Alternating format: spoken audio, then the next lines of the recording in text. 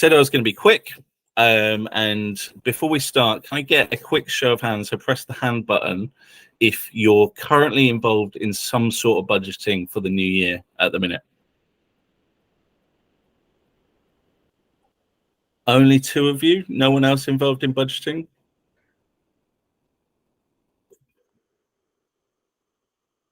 Yeah, there's a lot. Now keep your hands up if you're also trying to finish a program or project that wasn't even on your radar when you were doing forecasting this time last year. Did anyone going to put their hands down? Seems like pretty much the same. So that kind of speaks to the heart of what Bjarte is trying to solve. For over 30 years, he has been driving change within the management innovation space through Beyond Budgeting. He's currently the chairman of the Beyond Budgeting Roundtable. He has won the Harvard Business Review Award for Innovation, and his new book, This is Beyond Budgeting, was released this year. Can we all give a warm welcome to Bjarte Borgnes? Thank you, Giles, and hello, everybody, and thank you for your interest in Beyond Budgeting and for participating in this webinar. And as you might know or will find out, Beyond Budgeting is about much more than budgets. The author Douglas Adams, he once said that I might not have gone where I intended to go, but I think I ended up where I needed to be. And I'm quoting him because those words resonate with me, because that's basically the story of my life. My first management job at a company that used to be called Statoil, now Equinor, Scandinavia's, well, one of Scandinavia's largest companies. My first management job, head of the corporate budget department. So I think I know what I'm talking about.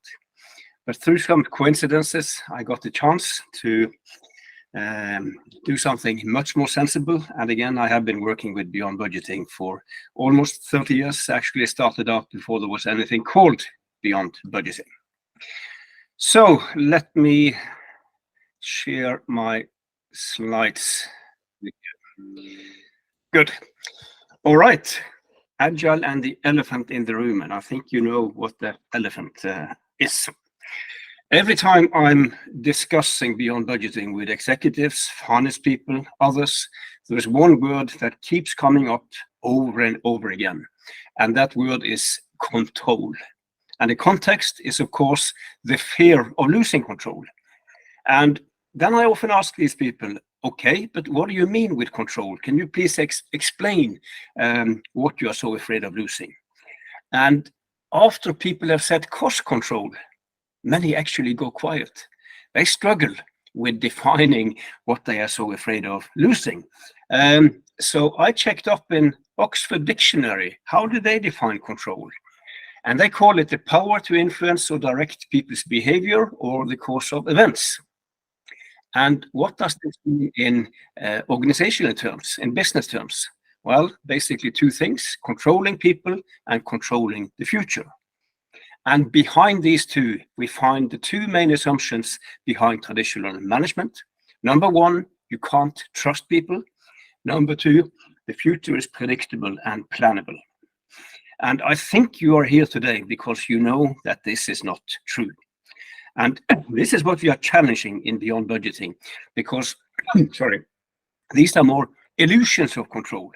Of course, you can manage people, but if people are managed in stupid ways, they hopefully find a way around in order to get their job done. And when it comes to the future, the only thing we know is that we don't know. Talking about people and trusting people, I've always traveled a lot. And the first thing I always check when I come into the hotel room at night is what kind of clothing hangers do they have? Is it the one at the top with a hook? Or is it that stupid one at the bottom, which is a hassle to use? So how come some hotels offer us these stupid hangers? And I think we all know why. It is about a few stolen hangers with a hook. And what was the response? To punish everybody because somebody did something wrong. Actually, one of the problems with traditional management, which I will come back to. Wise people have very much agreed with what I just have said, talking about people. good old Peter Drucker, most of what we call management is about making it difficult for people to do their job. And sometimes that is the problem. We manage too much. And when it comes to predicting the future, planning, corporate planning, another wise person, Russell Ackoff, he compared a lot of the planning he was observing in especially large organizations. He compared it with a ritual rain dance. It has no effect on the weather, but those who engage in it think it does. And again, I can also relate to this because, again, I have done a lot of dancing in my life through all the budget processes I've been heading up. I don't think it had a very big impact on the performance of the organization. And to the extent it had, that the impact was probably negative and not positive. Okay, so much for wise people. Imagine an organization that 100 years ago invented a fantastic machine. It was state-of-the-art and key for the success of this organization. 50 years ago, this machine started to make some trouble, and today this machine is completely broken. It looked like this. This is not a true story, because in real life, hopefully people would have done something 50 years ago. Either try to fix this machine, or even better, try to invent a new machine, new, different, and better, because innovation is something we all love, right? We all want to be leading edge, unique, right there in the forefront, better than everybody else. But that enthusiasm for innovation seems to be limited to technology innovation into products and services. But there is also something called management innovation that we shall talk about today. Exploring new ways of leading and managing. And management innovation, that is not great. That is scary, right? Kicking out the budget, are you crazy? The consequence of this is that it's very crowded on the left-hand side. Everybody is into that kind of innovation in some form or shape. Management innovation, on the other hand, is not yet the crowded place because it feels scary. And this is actually good news for brave companies who dare to explore, embrace also this kind of innovation, because you can get just as much performance, competitive advantage out of management innovation as you can get from technology innovation. And there are companies out there who openly state that we have no advantage whatsoever in what we produce, sell, provide. We find it in the way we lead and manage. And I've got a few examples for you a little bit later. So this word performance is important. That is why we should go beyond budgeting, because it is good for performance defined in the right way. So I will come back to that important word. But before that, it is still called beyond budgeting. It has something to do with budgets and budget problems, solving budget problems. So what are these problems? I'd like to share with you my budget problem list. And then as I go through it, you might want to think through, are there any of these problems that you haven't experienced in your own career? And when I say budget here, then it is the broader finance definition, not just cost budgets, not just project budgets. We're also talking profit and loss budgets, cash flow budgets, and so on. So think a little bit broader than just cost and projects. And this is quite a long list.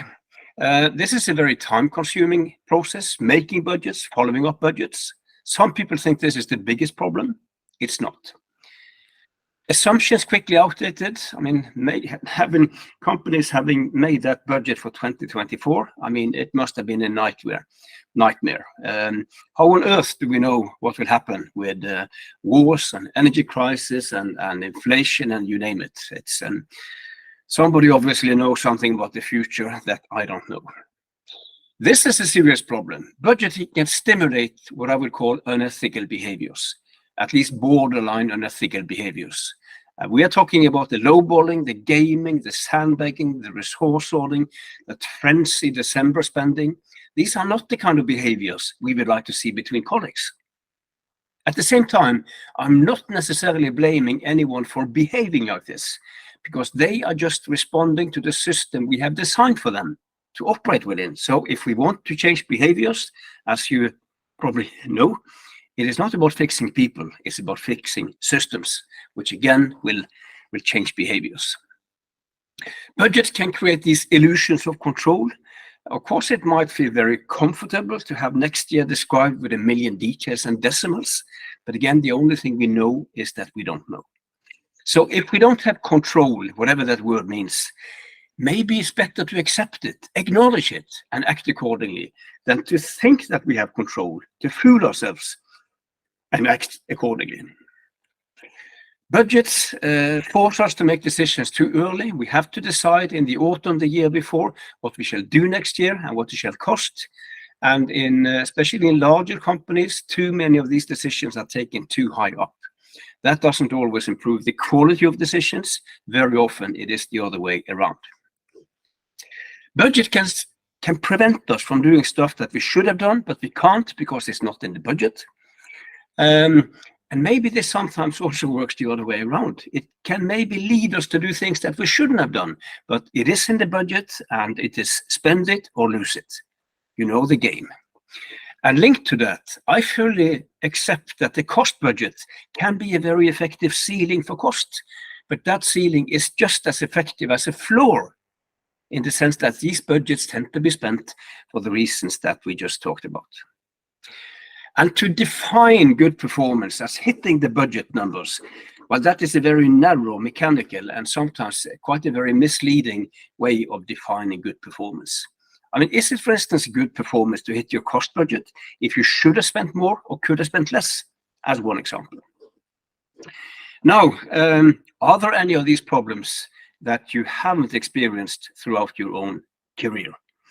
And even if I can't see you, I assume that there's a lot of nodding heads and kind of guilty smiles out there. No, at least nodding heads. Because I've been sharing this list of problems with hundreds of thousands of people around the world in the many years I've been working with this. And most people out there, they agree. They agree.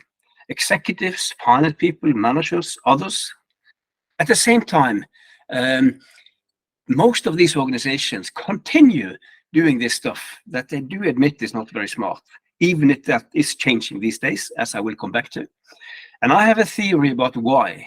But before that, I have one more problem that not too many have on their list. I've called it conflicting purposes.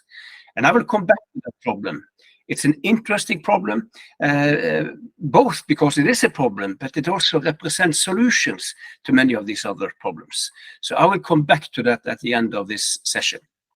But again, how come so many continue with stuff they admit is stupid? One reason could be that these problems are regarded more as irritating itches and not symptoms of a deeper, bigger, more systemic problem.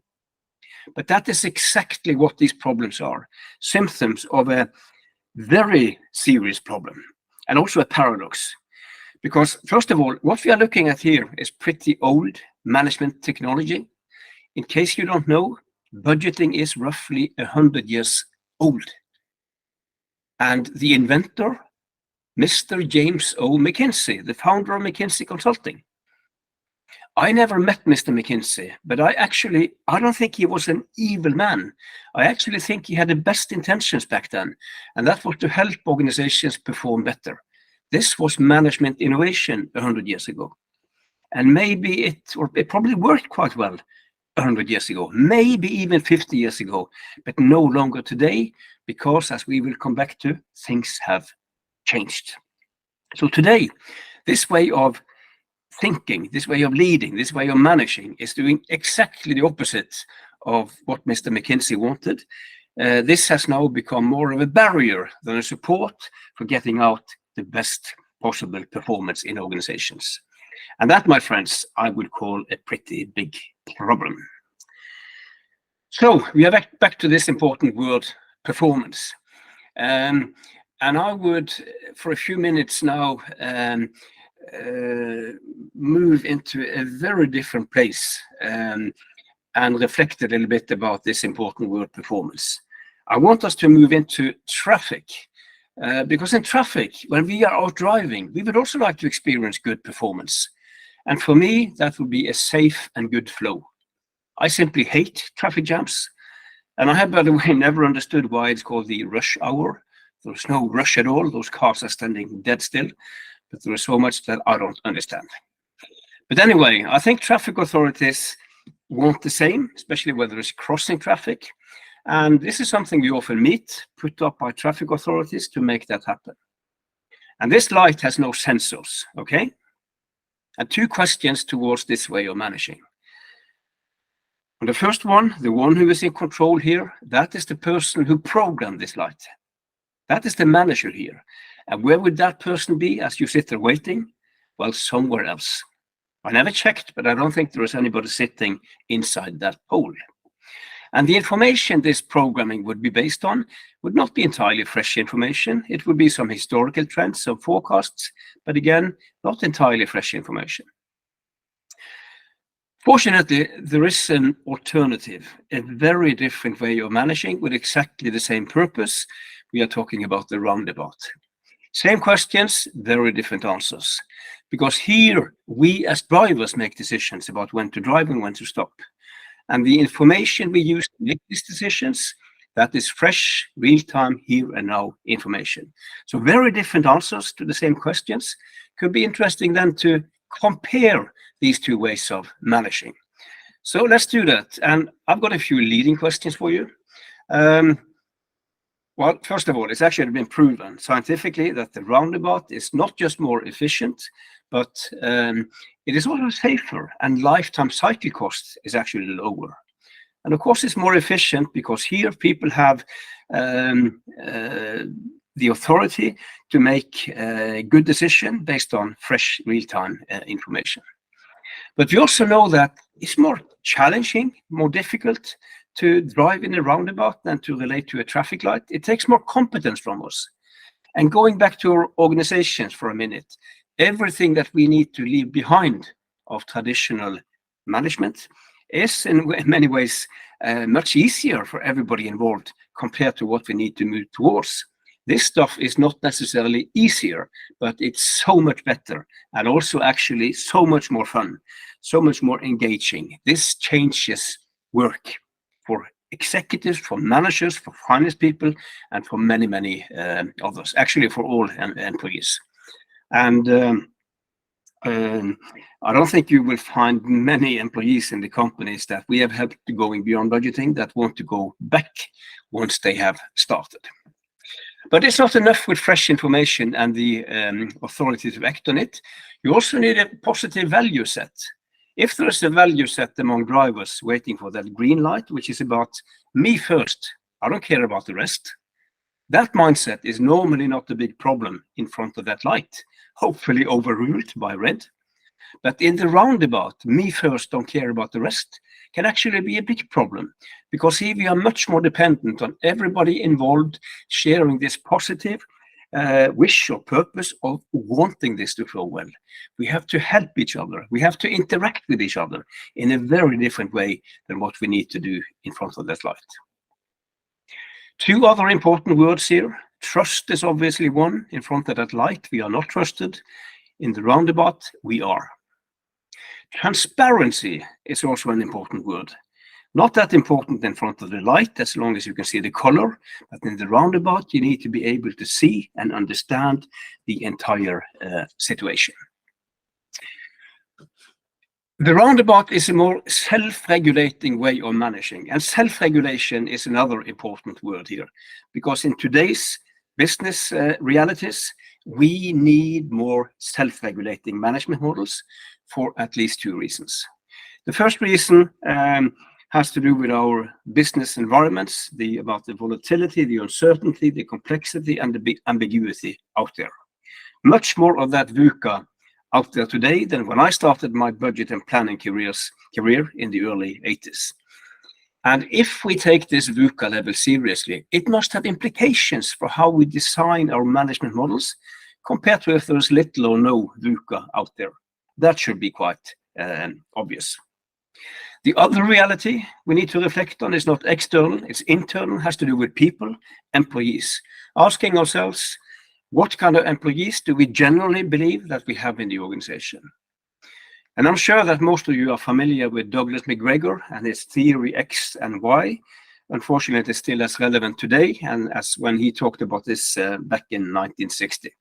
And as you know, theory X, this negative view on employees, a view that most employees is a bunch of potential thieves and crooks, and unless we manage tightly, keep people on short leashes, they will all run away, do a lot of stupid things, and spend money like drunken sailors. Well, if you read his book, The Humans Out of Enterprise, you will know that he was a bit more polite than academic, but I think that's what he meant. Then you have his theory Y, a much more positive view on employees, people, a view that most people actually want to do a good job, want to perform, want to be involved, want to be listened to, want to be treated as adults. And we don't need to agree so far on where our sympathy lies, X or Y, even if I have a certain hope. But it should be very easy to agree that if we mainly believe in theory X, our management model should look very different compared to if we mainly believe in theory Y.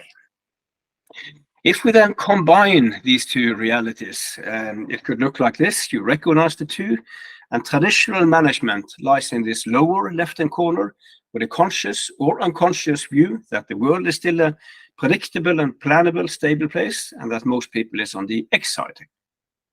If we disagree with that, then this is not the place to be. Then we need to move up in that upper right-hand corner by addressing both leadership horizontally and our management processes vertically. And what we need to get out of traditional management, I have used these words to describe. And I recall when I wrote these words, I said to myself, Bjarte, don't be too hard on traditional management. But again, I've been around the world with these words, and it is a bit scary how the many looks I get, which I only can interpret in one way. So what? Isn't this the way it has to be? Well, maybe there was a time when this was the right things to do, but things have changed, as we just talked about. So what do we need to do? A few headlines in both dimensions. On the leadership side, we need to be more purpose-based, more values-based, and less rules-based. We are not saying no rules, we are saying less and more. There has to be more autonomy. In this VUCA world, there isn't always time to run 9 floors up to get that decision. And with these people on board, very often they can make wise decisions for themselves. Transparency. Here comes that important word again. And in this context, transparency is good news for scared people afraid of losing control. Because transparency can actually be quite an effective control mechanism, a social control mechanism. And let me give you an example. You might have heard of the Swiss pharmaceutical giant Roche, who today is on a beyond budgeting journey, by the way. And some years ago, they did a very interesting experiment around travel cost. In a pilot, they kicked out the travel budget, kicked out travel rules and regulations, and they replaced it with full transparency. So with a few exceptions, everybody could see everything. If you were traveling, to where did you fly, sleep, eat, cheap or expensive, open for your colleagues to see, and vice versa. And guess what happened with travel cost in that pilot? It came down through a very simple self-regulating control mechanism. This was about tearing out pages in that rules book instead of doing the opposite. But there is a but here. Transparency is a very powerful mechanism. It must be applied with wisdom. And if it becomes naming and shaming, then of course it doesn't work. That is why we should always position transparency more from a learning perspective. I mean, how can we learn from each other if everything is secret? Last but not least, internal intrinsic motivation as opposed to external extrinsic motivation. And I can think, and as you know, I mean, the most common way of motivating people extrinsically in organizations and business today is individual bonus. And I can think of no area where there's a bigger gap between what most research is telling us and what most organizations are practicing. It's simply amazing. And as you probably know, this research is telling us that this stuff can work well. Individual bonus can work well if three things are in place. If there's little motivation in the job itself, if it's easy to count and measure, and if quantity is more important than quality. So for chasing rats and picking fruit and so on, it works. But moving into knowledge work in knowledge organizations, as you probably know, things like mastery, purpose, autonomy, belonging is much more effective in helping people motivate themselves than dangling a bag of money in front of people's noses and say, do this and get that. And I can't help it, but I would call individual bonus managerial laziness. Anyway, a number of organizations, they have the very best intentions on the people side. If you listen to what they write, what they say, there are clearly theory why leadership intentions and hopefully heartfelt. But it doesn't help to have these theory why leadership intentions if you have theory X management processes, which is the case in so many organizations. So that is why, if we are serious about these words, we need to change our management processes to better reflect these words, while at the same time making our management processes more VUCA robust. And a few headlines on what that means in practice. Well, the traditional detailed annual budget, it has to go, because that represents so much of what we find in that lower left-hand corner. More specifically, when we shall set targets and goals, to the extent we shall do that, that's a separate discussion that we don't have time to take today, unfortunately. But if we have targets, could we learn something from football? I have yet to meet a football team stating that the ambition for next season is to score 43 goals and get 45 points. Those are budget goals, and they don't think like that. It's all about doing well against peers, competition, the other teams, and hopefully better than everybody else. And that relative thinking can actually, in some cases, be quite effective and meaningful also in organizations.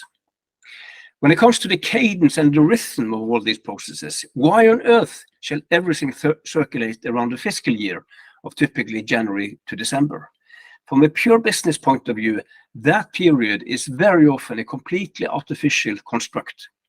So we need processes which are, where it makes sense, where it's possible, more business-driven, more event-driven, and less calendar-driven.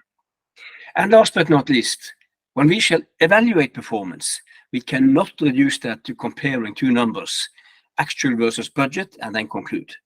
We need a richer, broader, more intelligent performance language. And this, my friends, was a very high-level introduction to what Beyond Budgeting is about, addressing both leadership and management processes in order to become more adaptive and more human. It is as simple and as difficult as this. The full Beyond Budgeting model that was designed actually 25 years ago, back in 1998, so a few years before the Agile Manifesto. Many similarities between the two, but also some differences, which I will come back to. These principles look like this. And I will not go through this in detail here, but a few reflections on what you're seeing here. Let's start with that tagline, performance the right way. Beyond Budgeting changes how we define performance, how we deliver performance, how we evaluate performance, and how we reward performance. And again, you can see that we are addressing both leadership and management processes. And there's a strong focus in Beyond Budgeting on coherence between these two. And a classical example of lack of coherence between what is said and what is done is the following. It doesn't help that we, when it comes to autonomy here, principle 4, talk loud and warm about how fantastic executives talk loud and warm about how fantastic employees we have on board. And we would be nothing without you. And we trust you so much, but not that much. Of course, we need detailed travel budgets. Are you crazy? I mean, this is hypocrisy. People notice, and the words on the left-hand side become meaningless, because what we do on the right-hand side talks 10 times louder than what we say and what we write. These principles are principles. So what this should mean depends on your organization, your business, your culture, and that's the way it should do. I don't like management recipes, because in a management recipe, somebody has done all the thinking for you. So the only thing you have to do is to buy the books, read them by the way, hire the consultants, tick the boxes. I find that both boring and dangerous. Here you have to think for yourself. And some people ask for the recipe. Well, then they need to go somewhere else. That doesn't mean that we don't have practical advice on how to make this come alive in your organization. But again, which of these you should apply, again, depends on your organization. Two classical misunderstandings around beyond budgeting. They are both linked to principle 9, resource allocation, how to manage costs. Misunderstanding number 1, well, beyond budgeting is just another way of managing cost. Well, it is, but there are, as you can see, 11 other principles. This is quite a complete, comprehensive leadership management model. Second misunderstanding, beyond budgeting, no budget, and cost is not important, I can spend what I want. Sorry, no, that's not what we are saying. Money will often be a constraint. And any constraint we need to optimize in the best possible way within.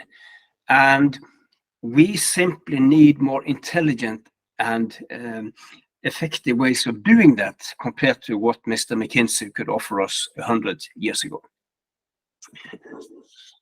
A number of companies are today on the journey in some form or shape, and I could have talked for hours and hours and hours about amazing management innovation taking place here. We don't have the time. So just a few quick examples. Let's start in Norway. In the upper left-hand corner, you see a company called Miles, a Norwegian IT company. No budgets, no targets, very people-focused. If you work for Miles, you can buy whatever PC you want, as expensive as you want, replace it as often as you want. No PC budgets. You can attend whatever course, seminar, conference you want, as often as you want, wherever in the world. No travel budgets, no training budgets. But it's not an anarchy. When you have bought that PC, when you have returned from that training, you need to post on the intranet what you did and the cost of it. So transparency is their control mechanism, and they are very happy with this. They have no problems with cost out of control, not at all. Very fascinating organization that has been operating from this day, or in this way from day one, which of course is easier than for a legacy company to kick out stupid stuff introduced many, many years ago. But actually, the majority of companies on this list are actually quite big companies who did kick out stupid stuff instead of not implementing it in the first place. One of the pioneers in the beyond budgeting community is a bank. It's a Swedish bank called Handelsbanken. You see them at the top in the middle of this list. The bank operates in Northern Europe, quite big in the UK, by the way. No budgets, no targets, no individual bonus. And that's interesting. But it doesn't stop here. And by the way, the guy who got all this started was Mr. Jan Wallander, who unfortunately has passed away. And here is something he once said about the budget, which I find quite interesting. But again, no budgets, no targets, no individual bonus. That's interesting. But they have been doing this since 1970. But it doesn't stop here. This bank has been performing better than the average of its competitors. That is how they define performance. Every year since 1972. A lot of autonomy, a lot of transparency, very lean, simple management model, but with amazing results. Now, one question that we get a lot is how to get started. And especially when we show the beyond budgeting principles, the full model to finance people and also some executives, they get scared. This is big, this is spooky, this is scary. If that is the case, we have some good news. We have a simple, tested, practical way of getting started that later can take organizations into this bigger discussions, especially around leadership. And it goes back to asking a very simple question: Why do we budget? And again, then you need to think about the broad definition of budgets, not just cost budgets and project budgets. And the interesting thing is that there is more than one answer to that question. First of all, companies make budgets to set targets, financial targets, sales targets, production targets. But at the same time, these budgets shall represent the kind of forecast of what next year can look like in terms of profitability, in terms of cash flow, and so on. So that budget is also a kind of forecast. That means that we have two purposes, target setting and forecasting, but there is one more, and that is resource allocation, handing out bags of money to the organization on operational costs and on investments projects. And it might seem very efficient to solve all three in one process and one set of numbers. But that is also the problem. Because what happens when, let's say we move into a budget process, and I'm mainly thinking about somewhat larger companies here, but I think you can find this in smaller companies as well. And let's assume that finance wants to understand what next year could look like in terms of profitability. So they start on the revenue side, asking responsible people, what are your best numbers for next year? But everybody knows that the numbers I know send upstairs will come back to me as a target for next year, maybe with a bonus attached to it.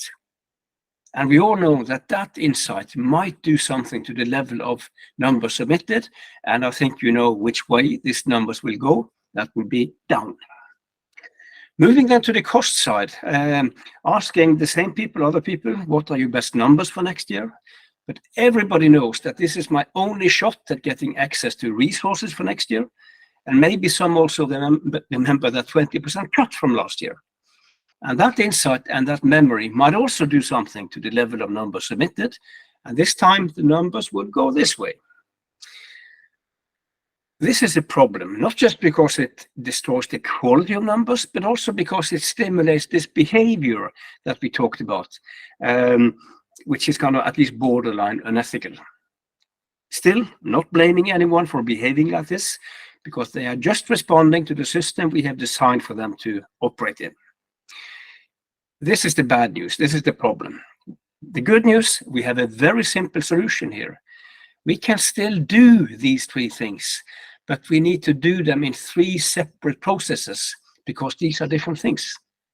A target is an aspiration, what we want to happen, while a forecast is an expectation. It's what we think will happen, whether we like what we see or not. Brutally honest, the expected outcome. And resource allocation, well, that's about the best possible optimization of what is often scarce resources.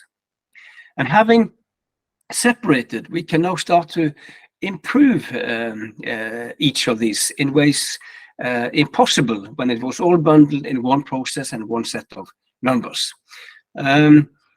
We can now start to have great discussions about how to set better targets that inspires and stretch without people feeling stretched. And thinking football and relative can be one way of achieving this, but there are other ways. Some companies continue this discussion into, do we need targets at all? And the two cases we just heard about, 𝗏𝗏, Handelsbanken, actually operate without targets. And that's a speech on its own, which I might have time to come back to in the Q&A. Then we can start to work on our forecasting process to get the politics out of it, to remove the bias. And we do that by making it crystal clear that the forecast here is just a forecast. It's not a bid into a target negotiation because we have a different process for that. It's not an application for resources because we have different process for that. It is just the forecast. And again, it's not the promise, not the target. It's not something we shall deliver on. We shall deliver on targets. We use forecast to make that happen. And again, we don't need a million details here. We are looking at the future. There's uncertainty. That is very different from looking at towards the past, making accounting, where the decimals and details not just makes more sense, but they're sometimes required. But the moment we turn towards the future, we need to let go of the accounting mindset and let down the guard and be comfortable with ambiguity, uncertainty, again, which can be difficult if you have an accounting mindset. And last but not least, how can we find more intelligent, effective ways of managing cost? And we have many, many different specific recommendations in the in our community about how to do that. On operating cost, one alternative could be a burn rate guiding. There is one number, but within that, full autonomy. There could be unit cost constraints. You can spend more if you produce more. There could be benchmark unit cost.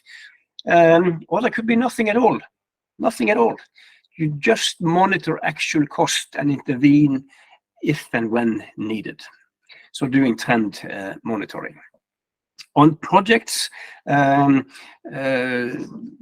this company Equinor, where I was responsible for the implementation of this in 2005, that company has no traditional investment budgets where you sit in the autumn and decide everything.